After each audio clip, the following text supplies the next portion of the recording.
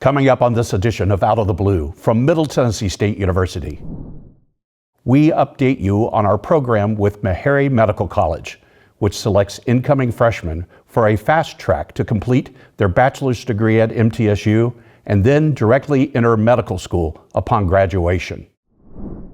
We tell you about the Professional Counseling Graduate Degree Program in our College of Education and how its Center for Counseling and Psychological Services provides students with practical experience.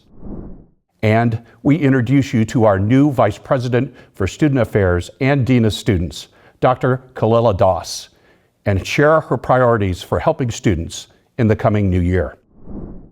I'm Andrew Ottman. Happy New Year from Out of the Blue.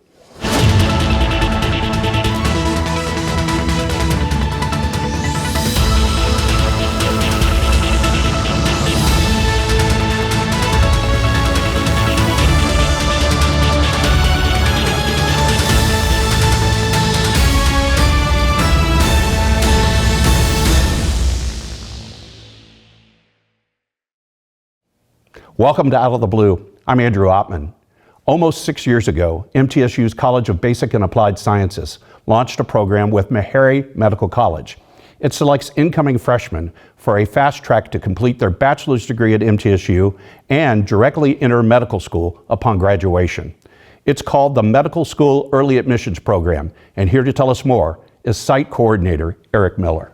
Eric, welcome back to the show. Thanks. Glad to be here. I think it was before the pandemic, right? That's exactly right. Before we had a class enrolled in this program. Well, we've got a lot of things to update people on and really happy news.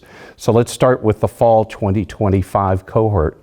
You've got more than 20 applicants, right? Absolutely right. They are all excellent candidates. I'm really looking forward to diving into their applications and selecting the best class. So let's back up just a little bit. What did they apply to be a part of? And just talk about the uniqueness of this program. Sure. So this is an accelerated BSMD program that we have here at MTSU with Meharry Medical College. We are looking for students who are interested in becoming primary care physicians in rural and underserved parts of Tennessee.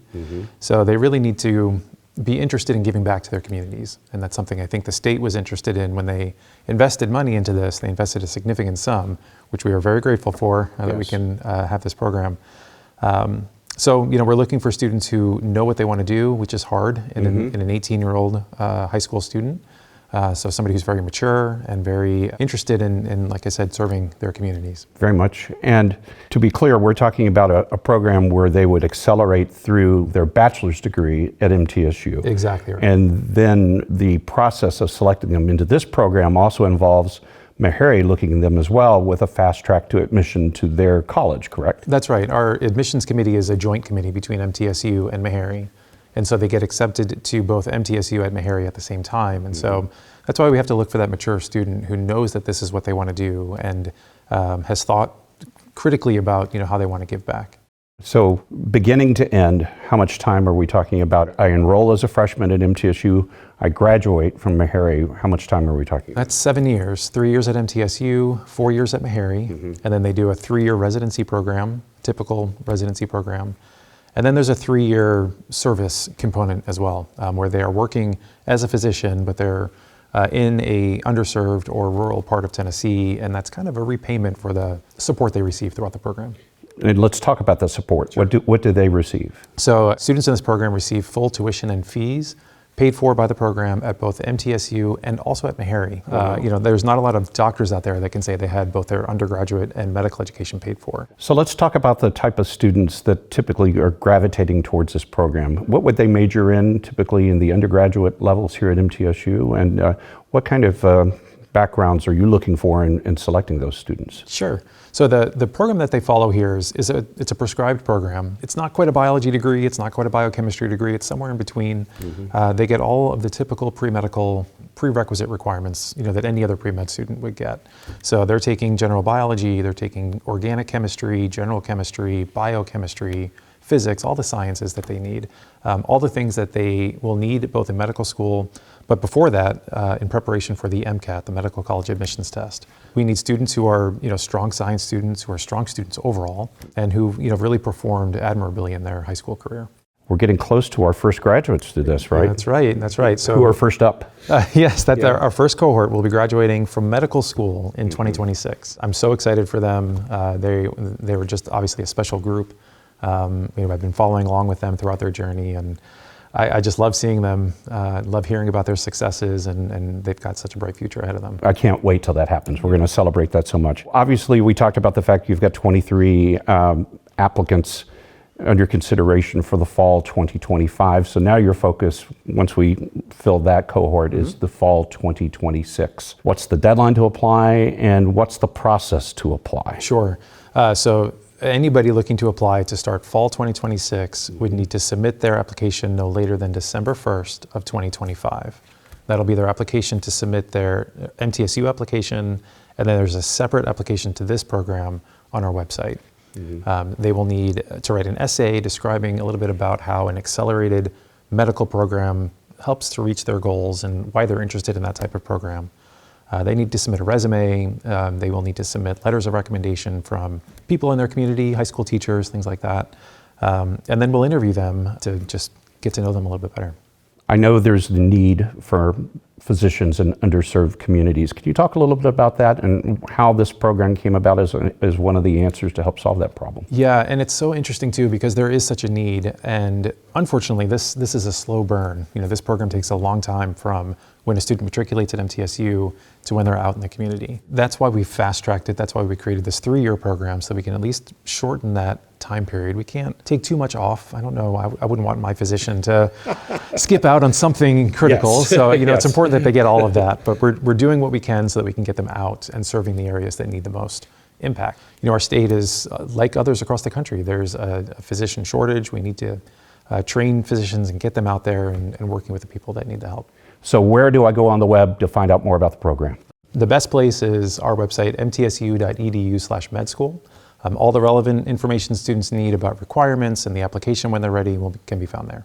Well, I've been honored to watch this program start and follow these students through the process. I think it's really hitting its stride in terms of visibility. Governor Lee has been a strong supporter of this. I think he was there when that first cohort was introduced. So that's going to be a pride point for him coming up soon as well. And thank you, Eric, for all you've done to make this program a success. Thank you very much. I appreciate being here. And we'll be right back. We do it all. We do it all. Hundreds of majors, an amazing campus, faculty mentors.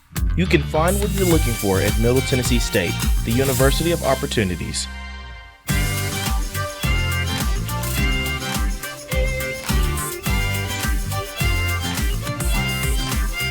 We do it all. And that's how electricity flows.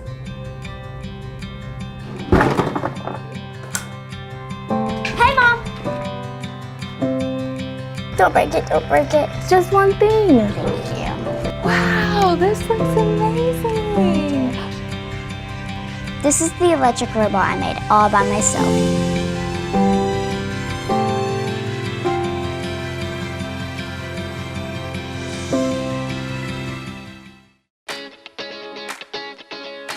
I help people. I create music. I shape the future. I am an entrepreneur. I inspire people with more than words. I ride forward. The sky is not my limit. Find your blue at MTSU. The Jennings A. Jones College of Business at Middle Tennessee State University is the #1 producer of business talent in the greater Nashville area. Our nationally ranked programs and state-of-the-art facilities offer a world-class education at an affordable price. The exclusive partnership of Jones College with Dale Carnegie Training Worldwide equips our graduates with the soft skills they need to succeed. Jones College of Business. It delivers an education for the real world.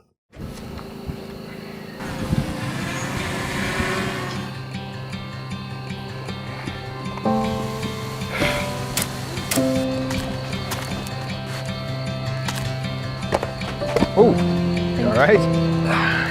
Say hi to Becca for me. Hey, Greg. Thanks for the extra delivery this week.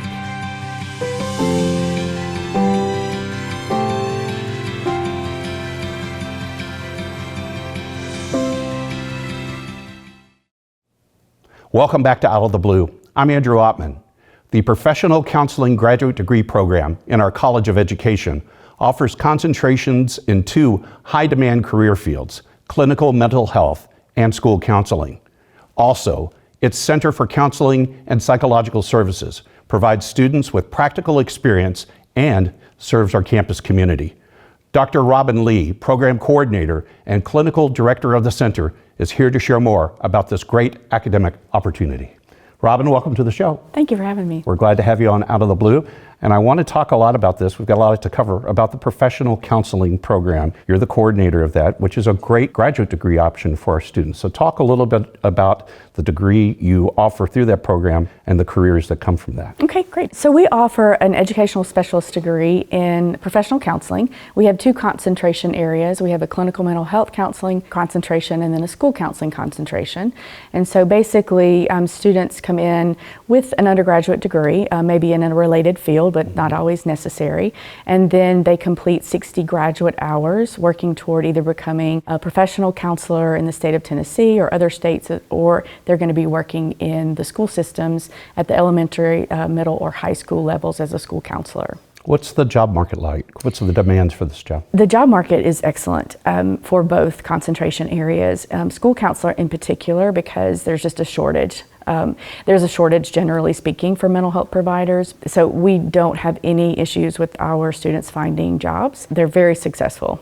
We were talking about this before the show, practicum experience, that learning by doing is a really big piece of this. And of course, in addition to being coordinator, you're clinical director of the Center for Counseling and Psychological Services. So I assume that is one of the primary ways that your students get that experience, correct? Yes, we have a practicum experience that falls kind of in the middle of their program. So they take several classes moving up to the practicum. Then they do the practicum, which is 100 hours. They have to get 40 direct hours. And so that 40 direct hours is actually conducted in the Center for Counseling and Psychological Services. So we have this opportunity for them to serve in this training clinic, and it really is a unique opportunity. We have a state-of-the-art audiovisual system. We record all of our sessions. It allows for us to watch the sessions. To watch them live. We can actually do that as well.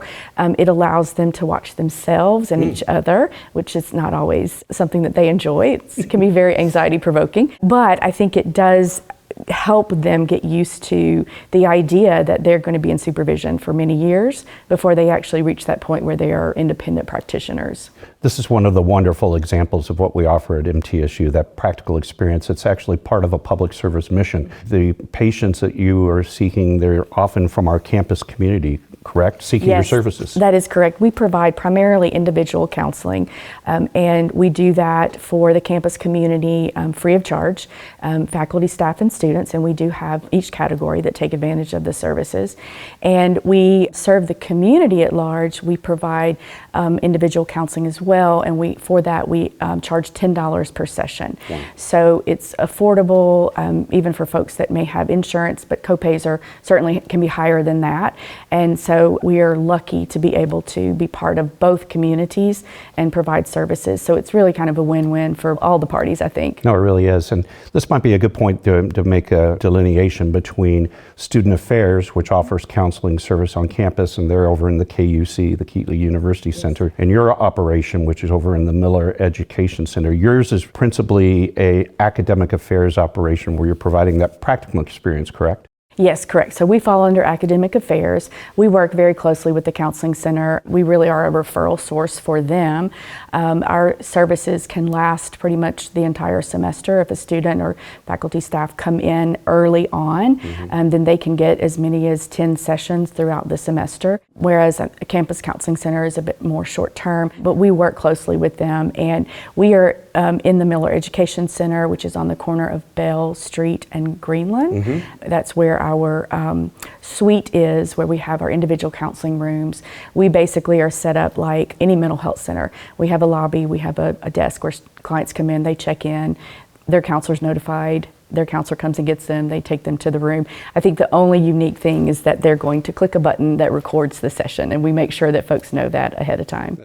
Talk about the education specialist degree and why that was the degree of choice for this program. Right. Prior to us going to the EDS, we were a master's degree, Master's of Education. One of the reasons that we decided to go with an EDS, and basically the EDS is the degree between a master's degree and a doctoral degree, is because our program is 60 hours, and so that's really more than the average master's degree. And so we did that a couple of years ago to really recognize that the students are investing a lot of their time, energy, money, all of those things to earn this degree. One special part of that degree is that in the school system, it actually is an additional pay increase. They'll get a pay increase with a master's degree and then an additional pay increase with the EDS. That's not true for the mental health as much as we would like it to be. But wow, yeah. But that's an advantage. Yes, it is. To gain entry into the program, there's a process, right? Can you describe that for us? We offer admission in the fall or spring, and our deadlines are September 1st for spring admission and February 1st for fall admission. At that time, we do a half-day interview where potential candidates will come in, they'll meet with faculty, they'll meet with our current students, they learn about the program. We do an individual interview, we do a group interview, they spend maybe an hour with the current students. We really try to educate them before they're entering the program, because that's part of our gatekeeping responsibility, is to make sure that the folks that we are choosing are really fit for the field, and are ready to take that on, because as you know, it's difficult work. Want to underscore something you said, February 1st deadline for this coming fall, the fall of 2025, correct? Correct. We have, I would say, our admissions cycle for fall is quite a bit more than spring. We have a good number of applications, and we wish we could accept everybody. We can't. We usually average about 15 per cycle, taking in about 30 students per year. Robin, where can I go on the web to find out more? The center website is ccps.mtsu.edu, and that will tell about our services. They can fill out a form that's on the website, they can actually call, or they can email us, and we will work to get the appointment started and going probably, again, in early February, after we've had a chance to come back and get the students acclimated to the site and things like that. Well, Robin, thanks for coming on the show to tell us about this great degree program, but also the public service the center provides the community. These are both outstanding things, and we appreciate you. Thank you. We are really honored to serve all the communities that we have available. Thanks for being here. Thank you. And we'll be right back.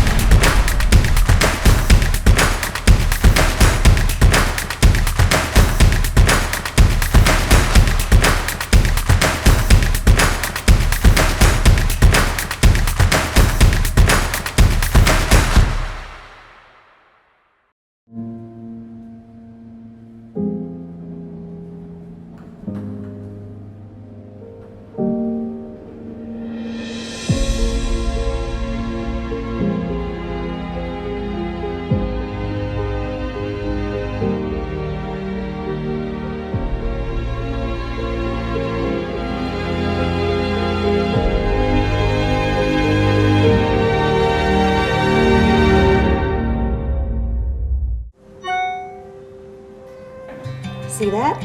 Go slow. I see it.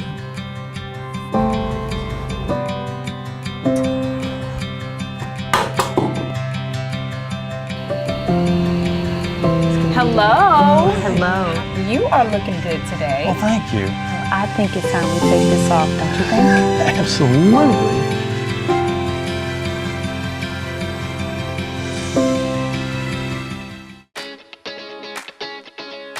I help people. I create music. I shape the future. I am an entrepreneur. I inspire people with more than words. I ride forward. The sky is not my limit.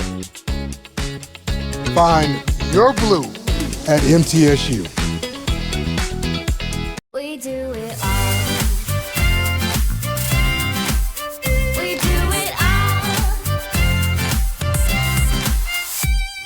hundreds of majors, an amazing campus, faculty mentors. You can find what you're looking for at Middle Tennessee State, the University of Opportunities.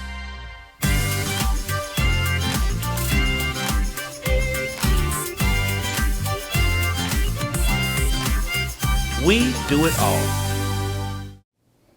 Welcome back to Out of the Blue. I'm Andrew Ottman. Vice President for Student Affairs and Dean of Students, Dr. Kalila Doss, joined the campus at the beginning of the 2024-25 academic year, and she hit the ground running. She's quickly become a fixture on our campus for our hard work and devotion to our students.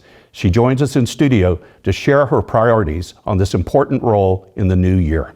Kalila, welcome to Out of the Blue. Thank you for having me. I'm excited. You've only been at the university for about 200 days. Yes. So now you're in 2025. Yes. And I have to tell you, it has been a joy working with you on the President's Cabinet, seeing the great energy you're bringing to everything that you approach in this great job.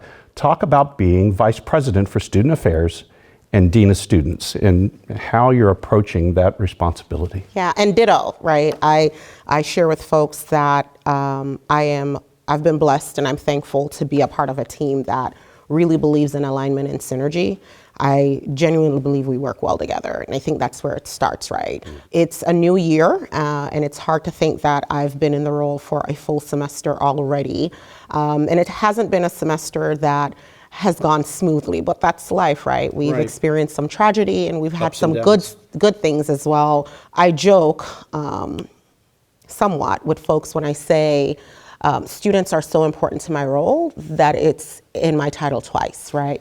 So Vice President of Student Affairs and Dean of Students. I had not heard that joke, but wow, that is so true. Right. That really is. So for me, it's understanding how important this role is to the experiences of students. My role is to bring together some key departments that provide resources and support for the students who call MTSU home. You're so visible at student events.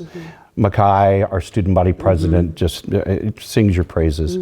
And what I love about when you talked about the energy you bring to this, you're really diving into understanding what students want, what roles they can play, and how you can help support them.